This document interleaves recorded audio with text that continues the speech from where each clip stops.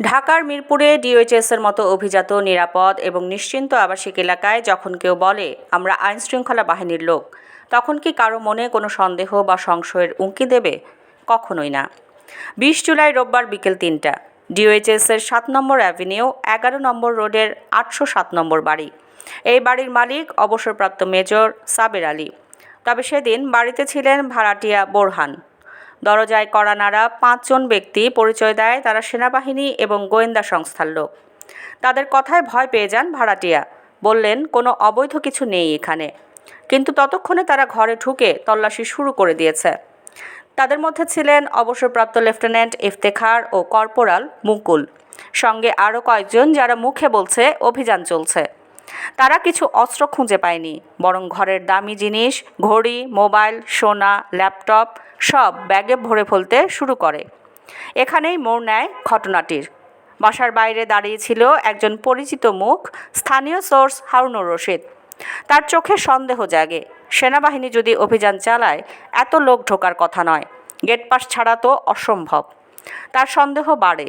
তিনি দ্রুত নিজের মোটরসাইকেল চালিয়ে তাদের পিছু নেন। চিৎকার করতে থাকেন, ডাকাত, ডাকাত যাচ্ছে। রাস্তায় জনতা জমতে শুরু করে, গাড়ি ছুটছে, তার পেছনে ছুটছে একটি সাহসী মানুষ।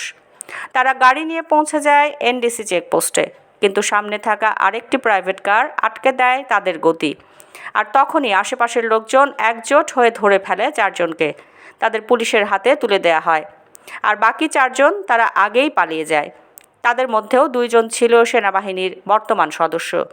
পল্লবী থানার ওসি শফিউল ইসলাম রাতে নিশ্চিত করেন পুরো ঘটনাটি। জানান, আটক ৪ জনকে জিজ্ঞাসাবাদে পাওয়া গেছে গুরুত্বপূর্ণ তথ্য। তারা পরিকল্পিতভাবে এই কাজ করেছে আইনশৃঙ্খলা বাহিনীর পোশাক ও পরিচয় ব্যবহার করে। এই ঘটনায় পুলিশ উদ্ধার করেছে লুট হওয়া মালামাল, মোবাইল, গহনা, ল্যাপটপ, এমনকি পাসপোর্ট আর ইয়াবাও। তাদের বিরুদ্ধে ডাকাতি, প্রতারণা এবং মাদক আইনে মামলা প্রক্রিয়াধীন। আর বাকি ৪ জন পলাতক আসামিকে ধরতে শুরু হয়েছে অভিযান।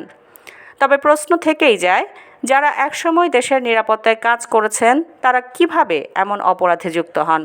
সেনা পরিচয়ে এমন ডাকাতি কেবল একটি পরিবার নয়, পুরো সমাজের বিশ্বাসকে আঘাত করে। আর সেই বিশ্বাসের দেয়াল গুঁড়িয়ে দিতে কতটুকুই বা লাগে? একটা ভুল পরিচয়, একটা ভুল বিশ্বাস আর একটা সাহসী প্রতারণা।